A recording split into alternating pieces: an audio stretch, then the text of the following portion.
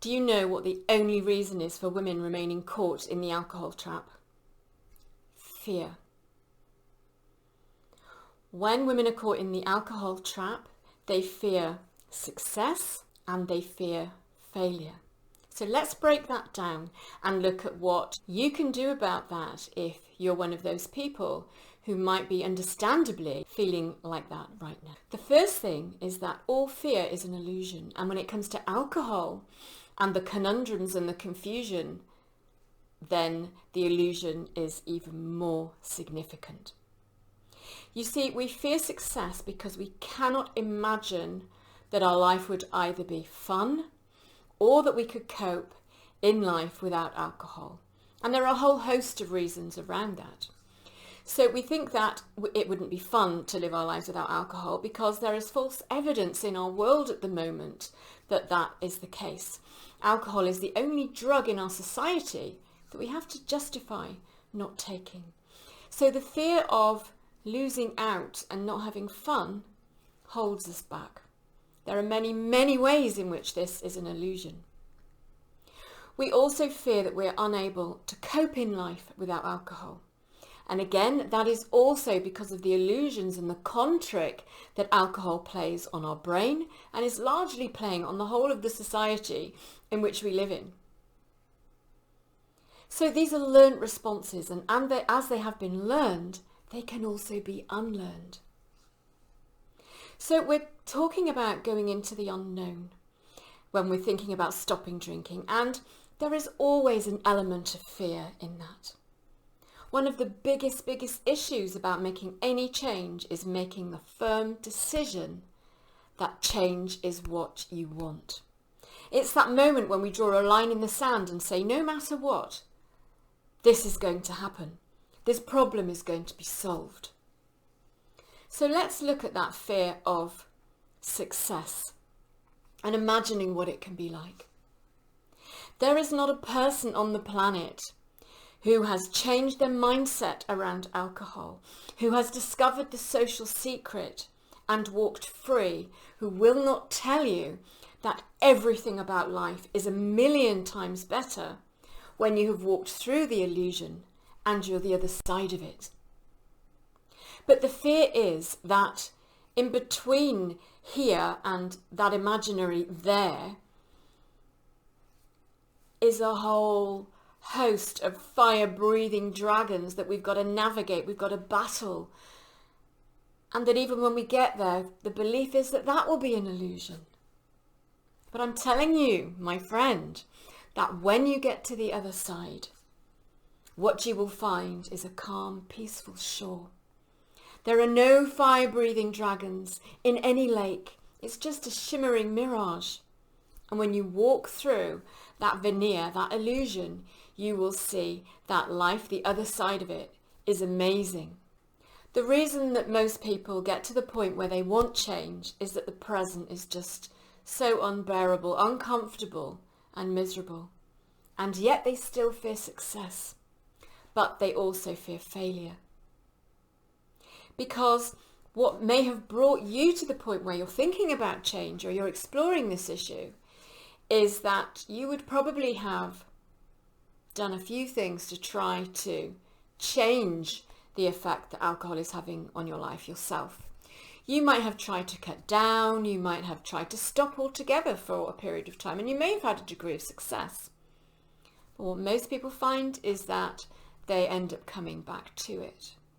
And so what that means is that the methodology and the way that you may have been going about stopping drinking to this point hasn't really worked. And you find that you're putting in a lot of effort and you end up back at square one. And so, of course, that's going to build in its own fear mechanism of, well, I don't think I can do this. I've tried it. I'm really good at other areas of my life. You might be a solicitor, you might be an accountant, you might be a realtor, you might be a doctor, you might be a psychiatric nurse, you might be any one of 1,000,000 different things. You may be a teacher, you may be a health coach. You may be strong and capable in all these areas of your life, and yet when it comes to alcohol, it's just like, what am I doing wrong? What's the matter with me? Well, that's because the methodology that we use to achieve all of those great things in our life doesn't work here. And that's why what you've been doing up until now might not have served you well and might not have worked. You see, alcohol addiction is 95% psychological, which means that it's a mindset issue. And above and beyond that, it's 95% seated in our subconscious mind. And that means that the part of our mind that may make the decision on one day to stop drinking and then find that you start drinking again later on that very day, well, it's your conscious decision-making mind that is making the decision to stop, and your subconscious mind where the problem is actually seated. So when you address the subconscious mind and pull these two things together, then you will find that that method will work, and then you will break free. So the great news is that you can throw out of the window any fear of failure. Because up until now, if you've been using willpower, just trying to cut down, maybe you've been Googling for solutions, YouTubing for solutions, and it hasn't quite worked for you, that is because there is a process that needs to be gone through to unravel the conditioning in the subconscious mind.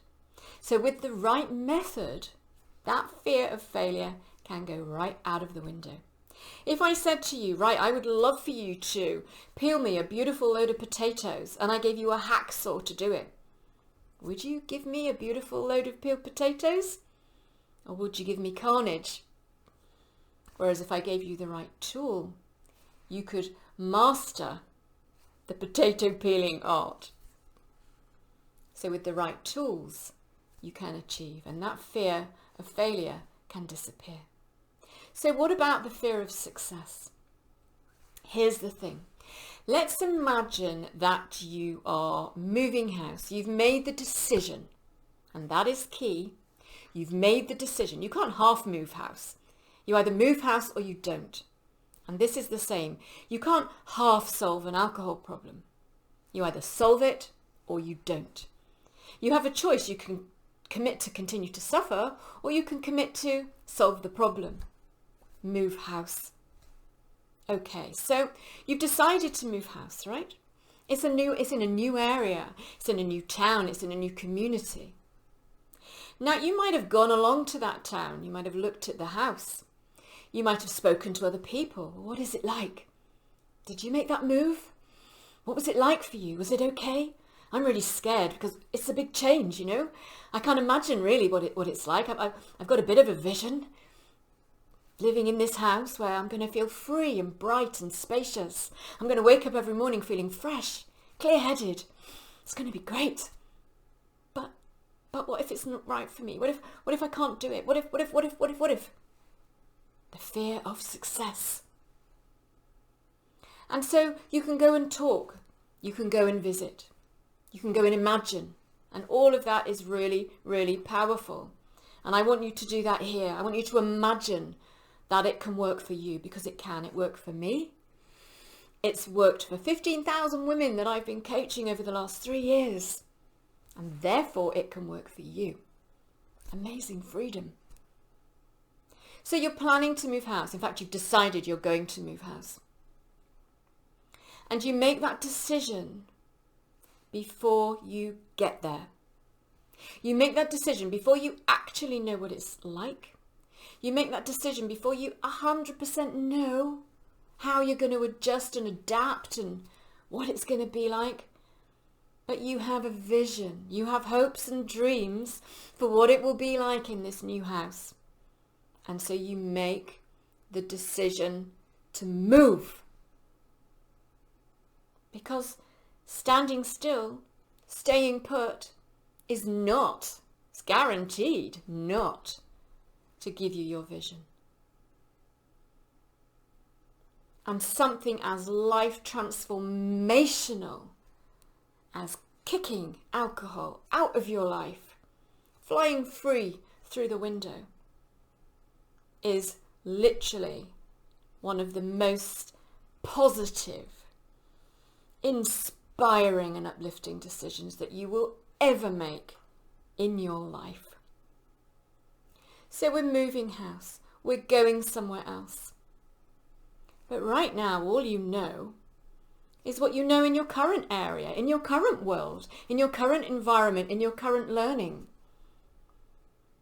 But along the way, as you're travelling your journey, the correct pathway to get you from there to there, not randomly helter-skeltering anywhere, because if you want to get from A to B, it helps to have a really good route map to help you along the way. And so along the way, you'll be learning. You'll move into this new environment because you've made the decision. But then you're like, okay, so I got to learn where are the shops? Who's in the community? Are there any schools around? What can I do with my time? How am I going to get to work? How's it all going to function? What are the people like at work? What new skills do I need to learn? All of that comes in time. You see, you walked before you were ready. You talked before you were ready. Everything you've ever done in your life, you make the decision first, and then you travel the route to get there. And by far, the path of least resistance is to do the work in the subconscious mind, which is where the problem sits, scientifically proven. So the fear of the future when it comes to alcohol, of not being able to live life without it, is an illusion. You will be moving from a dark, dingy basement where the sun don't shine into a beautiful, bright, airy mansion, surrounded by beautiful fields, blue skies, and glorious, warming, heart-enlightening sunshine. That's where you're moving to. And so the decision is yours.